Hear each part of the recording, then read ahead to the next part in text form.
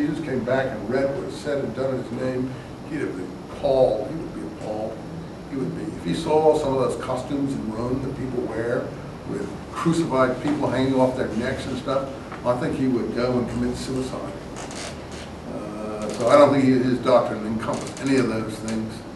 And I think, so far as we can tell about his existence, he would be horrified by what had been said and done in his name.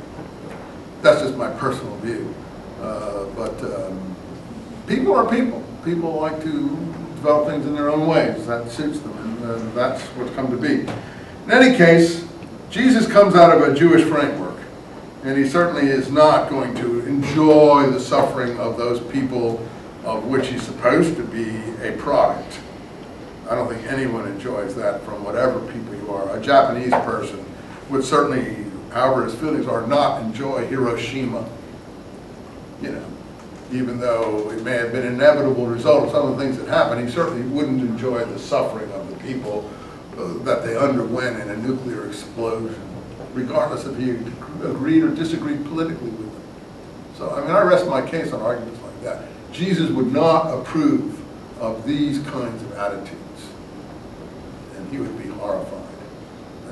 And any Christian should take that into consideration before they, propagate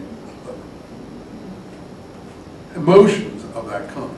Now, people like Hitler and Goebbels, they would love all this. I mean, they just like went intoxicated and absolutely went mad with it. You hear Goebbels' speeches, it could be Eusebius magnified 20 times. I mean, that's how Goebbels is speaking. So, I don't think that's an accident. You say, oh, well, the German Nazis weren't Christian. No, they're coming out of a Christian cultural environment. I mean, I don't think a Druid in England would care one hoot what had happened with the Jews or not with the Jews. It's only Nazis coming out of a Christian cultural environment, even though they may claim to be pagan, they're not. They all have Christmas trees and all that sort of thing. They go home and give everyone Christmas presents after they turn on the gas chamber fires. And all the guards are, Christian and so on. So, whatever you want to say, I'm not blaming anyone for that, because they're just people out of a lunatic asylum. They're insane people, but sometimes insane people express the emotions of a given society and what they've learned. And they're not able to control these emotions with a rational mind. So Goebbels is, to my mind, Eusebius 20 times over. You start with Eusebius and you end up with Goebbels. And you'll see that the emotion is the same, sadly. And it's kind of frightening. It's frightening. And I think, and this is the work I do, until we exorcise these demons as they were and get rid of this tapeworm of hatred and insanity, we're never going to have a really just and loving, compassionate world. It's just not going to happen. So what you do in this regard is actually helpful, even though people will hate me for it. So I recommend carrying on with these activities and putting things in a proper, balanced framework, and you actually will earn the respect of many generations hence, should you be successful in doing that. Okay, chapter 3 is my argument, my apology as I give it. The name of Jesus was known, so we did that he was called the Joshua and so on. And he gets at the end of chapter 3 to the footstool material that's popular in in letters like Hebrews and so on, and then a reference about a star. And you should know that at this time there was a prophecy called the star prophecy. Now the star prophecy is a prophecy that comes out of Numbers 24:17. A star will rise from Jacob, a scepter to rule the world. I think it's that. And we now know that prophecy was very important to the people of Palestine in this period. We call it, in some aspects, along with a few other prophecies, if you want to call them prophecies, the Messianic prophecy, although it doesn't speak about a Messiah. A star will rise from Jacob, a scepter to rule the world. In other words, out of Israel will come a a ruling being or person of some kind that will be a world ruler.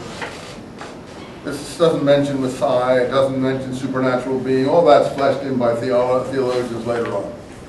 So if you look at the Dead Sea Scrolls, which I'm very much known for and fairly well versed in, that prophecy exists 3 times, at least even in the documents that have survived that we've found, in very important contexts. One context is in a document that's really quite important called the Damascus document.